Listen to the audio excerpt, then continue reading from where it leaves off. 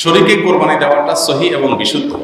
কারণ নবী করিম সাল্লাল্লাহু আলাইহি ওয়াসাল্লাম তার থেকে বিভিন্ন হাদিসের আলোকে এটি প্রমাণিত যে তিনি কোরবানির ব্যাপারে একটা গরু বা একটা উটের সর্বোচ্চ 7 জন মানুষের শরীক হওয়ার সুযোগ রেখেছেন। এবং এটা আরব আজম সারা বিশ্বের প্রায় সমস্ত ওলামা একরামের মত। হাতে গোনা মানে যে কয়েকজন এটার বিরোধিতা করেছেন সেটা উল্লেখযোগ্য না। সংখ্যাগরিষ্ঠ আমাদের মত হলো গরু এবং ওট 7 ভাগে দিলে কোরবানি হবে।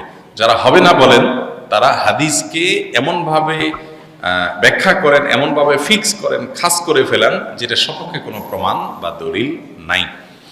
ভাগে কোরবানি করতে হয় আমরা বাধ্য হয়ে, অনেকে পারেন না একসাথে, আল্লাহ রাসূল সাল্লাল্লাহু আলাইহি ওয়াসাল্লাম বিধান দিয়েছেন। এক্ষেত্রে দুটো ভুল, দুটো সমস্যা। একটা হলো আমাদের দেশের কোন কোন আলেম বলেছেন ভাগে কোরবানি হবে না, কথাটা তারা ঠিক বলেননি, খুবই ভুল বলেছেন। সৌদি আরবের আলেমরা এই মশলা শুনলে হাসে, পেয়েছে কোথায় এগুলো? রাসূলুল্লাহ সাল্লাল্লাহু আলাইহি ওয়াসাল্লাম 7 জনে ভাগে কোরবানি দেওয়ার অনুমতি দিয়েছেন, সহিহ হাদিস। এখন তারা বলেন যে উনি যেহেতু সফরের ভিতরে কোরবানি দিয়েছেন ভাগে, অনুমতিটা সফরে দিয়েছেন, কাজেই নিজের বাড়িতে থাকা অবস্থায় হবে না। এটা কোরআন এবং সুন্নাহর মূলনীতিতে ভুল।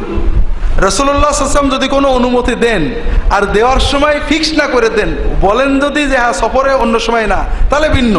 আর উনি যদি কিছু না বলে দেন তাহলে সবার জন্য ওটা উন্মুক্ত হয়ে যায়। এজন্য ভাগে কোরবানি দেওয়ার ব্যাপারটা সহিহ হাদিসে আসছে এবং বাড়িতে সফরে মুকিম অবস্থায় সকল অবস্থায় কুরবানি ভাগে দেওয়ার বৈধতার ব্যাপারে শাফেঈ, হাম্বলি, মালিকি, হানাফি ফুকাহাদের ইজমা আছে। কাজেই এটা নিয়ে বিতর্কটা অনাকাঙ্ক্ষিত এবং অনুচিত।